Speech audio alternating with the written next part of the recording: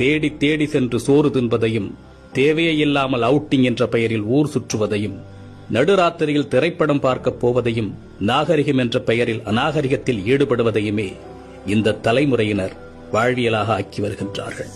உணவு திருவிழா என்று அறிவித்தால் காசையும் கொடுத்துவிட்டு தட்டை ஏந்தி கொண்டு யாசகம் கேட்பது போல் வரிசையில் நிற்கின்றது சமூகம். ஒரு நடிகன் தன்னுடைய வருமானத்தை பெருக்கிக் கொள்ள நள்ளிரவு காட்சிகளை வைக்கின்றார். அறிவை இழந்து குடும்பத்தோடு சென்று கூட்ட நெரிசலில் சிக்கி இறந்து போகின்றார்கள். அதை பற்றி கவலைப்படாமல் தன்னுடைய வசூல் கணக்கை பார்த்துக் கொண்டிருக்கின்ற ஒரு நடிகனை தலையில் தூக்கி வைத்து வசூல் மன்னன் என்று கொண்டாடி கொண்டிருக்கின்றது இந்த சமூகம். பேசத் தெரியாத குழந்தைகளின் கையில் அலைபேசியை கொடுத்து அதை பெருமையாக பார்த்து ரசிக்கின்றது சமூகம். இரவு 2 மணிக்கு மிட்நைட் பிரியாணியை குடும்பத்தோடு சென்று சாப்பிடுவது கௌரவமாகிவிட்டது. நீங்கள் உங்கள் குழந்தைகளுக்கு உணவு கொடுக்கவில்லை, ஸ்லோ பாய்சன் கொடுக்கின்றீர்கள்.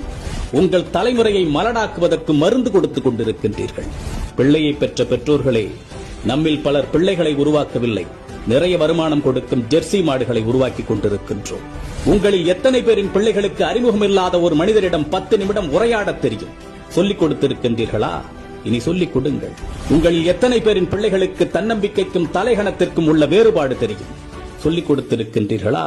இனி சொல்லிக் கொடுங்கள். உங்களில் எத்தனை பேரின் பிள்ளைகளுக்கு நம் தாய்மொழியில் தமிழில் தொடர்ந்து ஒரு 5 நிமிடம் பிற மொழி கலவாமல் பேசத் தெரியும்?